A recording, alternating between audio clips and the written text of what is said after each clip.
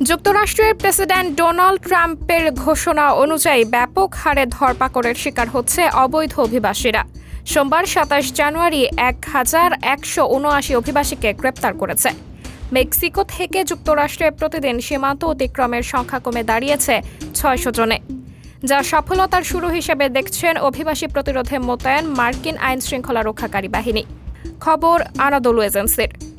মার্কিন অভিবাসন ও শুল্ক প্রয়োগকারী সংস্থা জানিয়েছে, সোমবার তারা ১,১৭৯ অবৈধ অভিবাসীকে গ্রেপ্তার করেছে। এর আগের দিন রোববার ৯৫৬ জনকে গ্রেপ্তার করা হয়েছিল। প্রেসিডেন্ট ডোনাল্ড ট্রাম্প অবৈধ অভিবাসনের বিরুদ্ধে কঠোর ব্যবস্থা গ্রহণের নির্দেশ দেওয়ায় তারা এই অভিযান শুরু করেছেন। গত রবিবার দক্ষিণ সীমান্ত দিয়ে ৬০০ জনেরও কম অভিবাসী অবৈধভাবে যুক্তরাষ্ট্রে প্রবেশ করেছে। ট্রাম্প তার দ্বিতীয় মেয়াদে প্রেসিডেন্ট হিসেবে শপথ নেবার পর সংখ্যাটি আশ্চর্যজনকভাবে কমে যায়।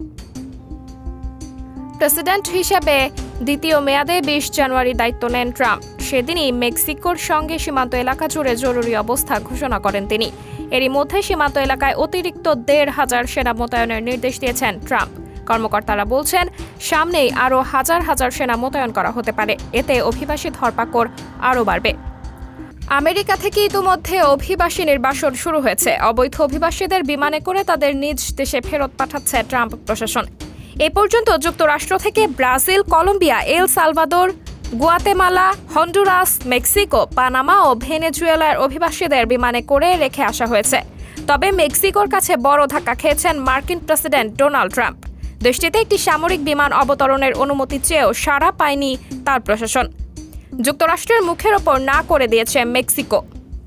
শুক্রবার ২৪ জানুয়ারি গুয়াতেমালায় মার্কিন সামরিক বাহিনীর ৩টি ফ্লাইট অবতরণ করেন। প্রতিটি ফ্লাইটে প্রায় ৮০ জন করে অভিবাসী ছিল। মেক্সিকো নিয়েও একই ধরনের পরিকল্পনা ছিল ট্রাম্পের। এজন্য সেখানে একটি C-17 পরিবহন বিমান অবতরণের জন্য অনুমতি চাওয়া হয়, কিন্তু মেক্সিকো তাতে সাড়া দেয়নি।